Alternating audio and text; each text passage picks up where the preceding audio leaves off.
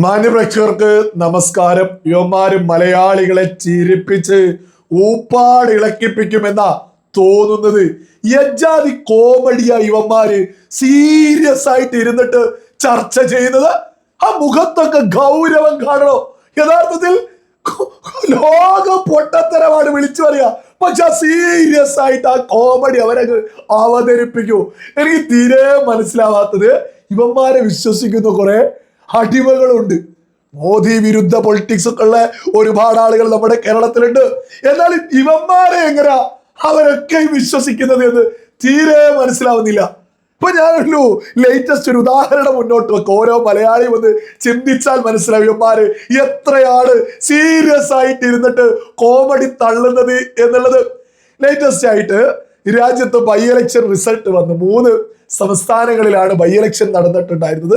ഗുജറാത്തിലൊന്ന്, അതേപോലെ തന്നെ മധ്യപ്രദേശിലും, അതേപോലെ തന്നെ ബീഹാറിലും. ഈ പറയുന്ന ബീഹാറില് BJP പൊട്ടിയതാണ്. ഇലക്ഷൻ നടന്നു, അവിടെ പരാജയപ്പെട്ടു. നിതിൻ നബീനാണ് പരാജയപ്പെട്ടിട്ടുള്ളതും. നല്ല തോൽവിയുമാണ് അവിടെ ഉണ്ടായിട്ടുള്ളത്. ഒരു തർക്കമില്ലാത്ത വിഷയമാണ് ആ പരാജയം എന്ന് പറയുന്നത്. കാരണം BJPയുടെ സിറ്റിംഗ് സീറ്റാണ് പരാജയപ്പെട്ടത്. അതേ സമയത്ത് മധ്യപ്രദേശിൽ കോൺഗ്രസ് ആണ് ജയിച്ചത്. മധ്യപ്രദേശിൽ കോൺഗ്രസ് തന്നെയായിരുന്നു ഇതിനു മുമ്പേയും അവിടെ ജയിച്ചിട്ടുണ്ടായിരുന്നത്. അതേപോലെ ഗുജറാത്ത് എടുത്ത് നോക്കുകയാണെങ്കിൽ അവിടെ BJP തന്നെയാണ് വിജയിച്ചിട്ടുള്ളത്.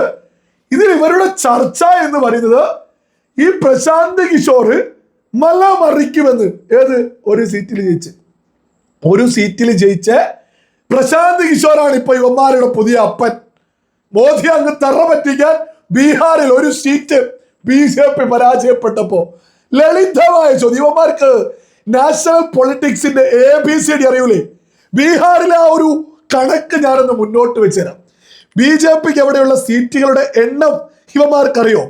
BJP അവിടെ ജയിച്ചിട്ടുള്ള സീറ്റ് എന്ന് പറയുന്നത് 88 സീറ്റാ. അവിടെ BJPക്ക് ഒപ്പമുള്ള JDU 85 സീറ്റ്. അവിടെ BJPക്ക് ഒപ്പമുള്ള LJP 19 സീറ്റ്. അവിടെ BJPക്ക് ഒപ്പമുള്ള HAM അവിടെ 5 സീറ്റ്. അവിടെ BJPക്ക് ഒപ്പമുള്ള RLM 4 സീറ്റ്. അങ്ങനെ 201 സീറ്റ് ബീഹാറിൽ NDA ആണ് കൈകാര്യം ചെയ്യുന്നത്. അവിടെ ഭരിക്കുന്ന NDAക്ക് BJPയുടെ മുഖ്യമന്ത്രിയാ. അവിടെ 201 സീറ്റ്, അതായത് 243. മറുഭാഗത്ത് എടുത്തു നോക്കുകയാണെങ്കിൽ ഇന്ത്യ മുന്നണിയില് RJD 25, Congress 6, CPI ML 2, CPIM 1, IIP 1. ഇപ്പൊ പ്രശാന്ത് കിഷോറിന് എന്തോ ഒരു പാർട്ടി ഒരു സീറ്റ് കൂടി, പേര് പറയാൻ പോലില്ല. അതായത് 243-ൽ 1 പ്രശാന്ത് കിഷോർ പിടിച്ചപ്പോ പറയാണ് പ്രശാന്ത് കിഷോറിലൂടെ മലമറി. ഇവന്മാർക്ക് പൊളിറ്റിക്സിന്റെ ABCD അറിയില്ല. അല്ല, ഈ അടുപ്പ് കൂട്ടികൾ നമ്മുടെ പ്രമുഖ ഞാൻ മാതൃഭൂമിയിലെ ഒരു വാർത്ത ഒന്ന് വായിച്ചു കേൾപ്പിച്ചു തരാം. മാതൃഭൂമി കൊടുത്തിട്ടുള്ളതാണ്. നീറ്റ് ചോദ്യപേപ്പർ ചോർച്ചയുടെ പേരിൽ നടന്ന വിദ്യാർത്ഥി പ്രക്ഷോഭത്തിനൊടുവിൽ കഴിഞ്ഞ ആഴ്ചയാണ് കേന്ദ്ര വിദ്യാഭ്യാസ മന്ത്രി ധർമ്മേന്ദ്ര പ്രധാൻ രാജിവെക്കേണ്ടി വന്നത്. കേന്ദ്രം ഭരിക്കുന്ന BJP സർക്കാരിനേറ്റ കനത്ത തിരിച്ചടിയായിരുന്നു ഇത്. ഇതിനു പിന്നാലെയാണ് ഇപ്പോൾ 3 സംസ്ഥാനങ്ങളിൽ നടന്ന നിയമസഭാ ഉപതെരഞ്ഞെടുപ്പുകളിൽ 2 സീറ്റുകളിൽ BJPക്ക് കനത്ത പരാജയം ഏറ്റുവാങ്ങേണ്ടി വന്നിരിക്കുന്നത്. പാർട്ടി ഭരണത്തിലിരിക്കുന്ന സംസ്ഥാനങ്ങളായ ബീഹാറിലെ ബങ്കിപ്പൂരിലും സീറ്റിലും മധ്യപ്രദേശിലെ ദതിയ സീറ്റിലുമാണ് BJPക്ക് തോൽവി സംഭവിച്ചത്. ഇതിൽ ബങ്കിപ്പൂരിലാകട്ടെ പാർട്ടി അധ്യക്ഷൻ നിതിൻ നബീൻ കഴിഞ്ഞ സീറ്റും. നമ്മുടെ മാധ്യമങ്ങൾ ഇങ്ങനെ ഈ മധ്യപ്രദേശിൽ കോൺഗ്രസ് തന്നെയായിരുന്നു അവിടെ ജയിച്ചത്. ഇപ്പൊ അവിടെ വീണ്ടും ബൈ ഇലക്ഷൻ നടന്നിട്ട് കോൺഗ്രസ് തന്നെയാണ് അവിടെ വിജയിച്ചിട്ടുള്ളത്. അവിടെ ഒരു വലയും മറിഞ്ഞിട്ടില്ല. ഇവിടെ ബീഹാറിൽ ഒരു സീറ്റ് പൊട്ടിയപ്പോ ഇവന്മാരെങ്ങനെയോ ഒരു സീറ്റ്, അതായത് 201 സീറ്റ് ഒരു ഭാഗത്തുണ്ട്. 243-ൽ 201 BJPക്കൊപ്പ. പ്രതിപക്ഷം 1 പിടിച്ചിട്ട് ജയാണ്. ഇത് എന്ത് ബുദ്ധി വെച്ചിട്ട് ഇവര് ആഘോഷിക്കുന്നത്? മരമൊണ്ണകൾക്കല്ലാതെ ഒരു സീറ്റ് കിട്ടിയതിന് 243-ൽ 201 ഭരിക്കുന്നവർക്കെതിരെ ഒരു സീറ്റ് കിട്ടിയതിൽ എങ്ങനെയാ ബീഹാർ അങ്ങ് പിടിക്കും? മോദിക്കെതിരെ BJPക്കെതിരെ എന്നൊക്കെ പറയുന്നത് അല്ലടോ. മറ്റൊരു പ്രധാനപ്പെട്ട ചോദ്യല്ലേ, നിങ്ങൾക്കിപ്പോ SIR ഒന്നും പ്രശ്നമില്ലേ? നിങ്ങൾക്കിപ്പോ വോട്ട് ജോലി ഇല്ലേ?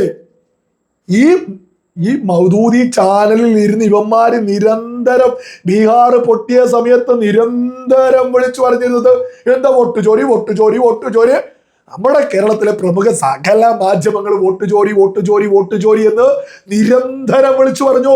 അതേ ആളുകള് ഒരു സീറ്റ് ഒന്ന് BJP 243 201 BJPക്കെതിരെ NDAക്ക് എതിരെ പ്രതിപക്ഷം ഒരൊറ്റ സീറ്റിലൊന്ന് ജയിച്ചപ്പോഴേക്ക് ബീഹാർ ഇപ്പോ പ്രതിപക്ഷം ഭരിക്കും പോലെയാണ്.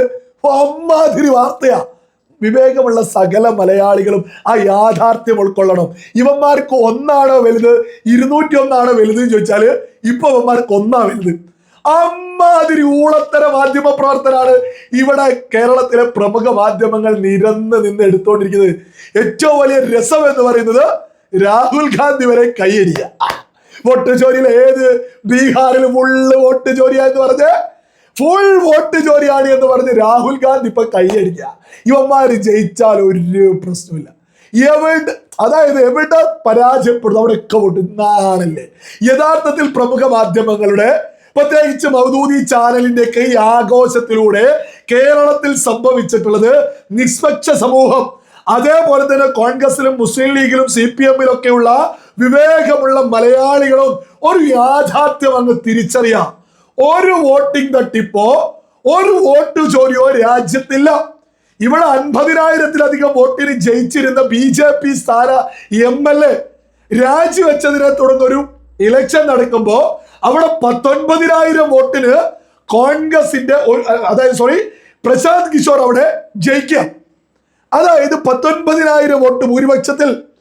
അപ്പോ ഇത് നേരെ മറിച്ച് BJP ആയിരുന്നു ഇപ്പൊ ഇങ്ങനെ 50,000-ലധികം കോൺഗ്രസ് ജയിച്ച ഒരു സ്ഥലത്ത് ഇപ്പൊ BJP ഒരു 19,000-നെങ്ങാൻ ജയിച്ചിരുന്നെങ്കിൽ ഈ മൗദൂദികൾ തന്നെ വട്ടം ചുറ്റി ഇരുന്നിട്ട് അതൊരിക്കലും നടക്കില്ല, ഇവിടെ എന്തോ അരാജകത്താണ്, രാജ്യം തകരാൻ പോവാണ്, മോദി ഇതെന്തോ ചെയ്യാണ്, വോട്ട് അങ്ങനെയാണ്, ടിപ്പർ അപ്പുറത്ത് കത്തിയിട്ടുണ്ട്, വോട്ട് പോകുന്ന ലോറി പിടിച്ചു വെച്ചിട്ടുണ്ട്, ടോർച്ചെടുത്ത് ലൈറ്റ് അടിക്കും. ഓരോരോ വോട്ട് ചോരിയായി ബന്ധപ്പെട്ട് ഇവന്മാര് കാട്ടിക്കൂട്ടുന്നത് ഞാനൊന്ന് വിളിച്ചു പറഞ്ഞതേ ഉള്ളൂ. അതായത് ഇപ്പോ ഒരു പ്രശ്നമില്ല. 50,000 BJP കിട്ടി ജയിച്ചെടുത്ത് 19,000 വോട്ട് ഭൂരിപക്ഷത്തില് പ്രശാന്ത് കിഷോർ ജയിച്ചപ്പോ ഭയങ്കര ജനാധിപത്യം, ഒരു വോട്ട് ചോരിയില്ല. ഇത് BJP ജയിച്ചിരുന്നെങ്കിൽ ഒരു സ്വൈര്യം BJPക്ക് ഉണ്ടാവില്ലായിരുന്നു. അമ്മാതിരി വെറുപ്പിക്കലായിട്ട് കേരളത്തിലെ സകല പ്രമുഖ മാധ്യമങ്ങളും രംഗത്തിറങ്ങുമായിരുന്നു. സകല വിവേകമുള്ള മലയാളികളും തിരിച്ചറിഞ്ഞോളൂ, രാജ്യത്ത് ഒരു വോട്ട് ചോരിയുമില്ല, രാജ്യത്ത് ഒരു രീതിയിലുള്ള പ്രശ്നങ്ങളുമില്ല, രാജ്യത്ത് ഇലക്ഷൻ കമ്മീഷൻ സത്യസന്ധമായിട്ടാണ് മുന്നോട്ട് പോകുന്നത്. രാജ്യം ഭരിക്കുന്ന ഭാരതീയ ജനതാ പാർട്ടി ഈ സമയം വരെയായിട്ട് ഇലക്ഷൻ കമ്മീഷനെതിരെ ഒരക്ഷരം മിണ്ടിയിട്ടില്ല. അത് അന്തസ്സാണ്. പ്രതിപക്ഷത്തെയും ചില പാർട്ടികൾ ഇലക്ഷൻ കമ്മീഷനെതിരെ മിണ്ടാതെ തന്നെ പോയിട്ടുണ്ട് എന്നുള്ളത് അത് മിണ്ടേണ്ട ആവശ്യമില്ല. ഇവിടെ സത്യസന്ധമായിട്ടാണ് ഇലക്ഷൻ നടക്കുന്നത്. വിജയ് ഒരു സുപ്രഭാതത്തിൽ വന്ന് വലിയ വിജയമുണ്ടായ സമയത്ത് വേണമെങ്കിൽ ഏതൊരു രാഷ്ട്രീയ പാർട്ടിക്കും ഇലക്ഷൻ കമ്മീഷന് ക്യാഷ് വാങ്ങിയെന്നൊക്കെ പറഞ്ഞ് കോൺഗ്രസിന്റെ അതേ ശൈലിയിൽ ആളുകൾക്ക് ഇറങ്ങാമായിരുന്നു. ആരും അത് ചെയ്തിട്ടില്ല. കാരണം ഈ രാജ്യത്തെ മഹത്തായ ഇലക്ഷൻ കമ്മീഷനൊക്കെ വളരെ വലിയ രീതിയിൽ വളരെ സത്യസന്ധമായിട്ടാണ് കാര്യങ്ങൾ ചെയ്യുന്നത്, എന്നുള്ളത് ലേറ്റസ്റ്റ് ഈ ബൈ ഇലക്ഷൻ റിസൾട്ട് ഒക്കെ കാണുമ്പോൾ ഏതൊരു വിവേകമുള്ള മലയാളിക്കും മനസ്സിലാക്കാവുന്നതേ ഉള്ളൂ. കോൺഗ്രസിനും രാജ്യത്തെ പ്രതിപക്ഷത്തിനും അതേപോലെ തന്നെ കേരളത്തിലെ പ്രമുഖ മാധ്യമങ്ങൾ മൗദൂദി ചാനല് നേതൃത്വം കൊടുക്കുന്ന കേരളത്തിലെ പ്രമുഖ ചാനലുകൾക്കൊന്നും ഇപ്പോ ഒരു പ്രശ്നമില്ല. കാരണം പ്രതിപക്ഷത്ത് ഒരാൾ ജയിച്ചു, ഇവന്മാർക്ക് ഇതേ പ്രശ്നമുള്ളൂ. പ്രതിപക്ഷത്ത് ആര് ജയിച്ചാലും ഒരു വോട്ട് ചോരിയില്ല. SIR ഒരു പ്രശ്നമില്ല. SIR രാജ്യത്ത് നടപ്പിലാക്കേണ്ടതാണ്. ഒരു വോട്ട് ചോരിയില്ല. ഇലക്ഷൻ കമ്മീഷൻ സത്യസന്ധമാണ്. ഫുൾ ഗുഡ് സർട്ടിഫിക്കറ്റാ. ഇവർ ഗുഡ് സർട്ടിഫിക്കറ്റ് കൊടുക്കണമെങ്കിൽ ഇവന്മാരുടെ ആരെങ്കിലും ഒന്ന് ജയിക്കണം. ഇത് വിവേകമുള്ള സകല മലയാളികളും തിരിച്ചറിയുക.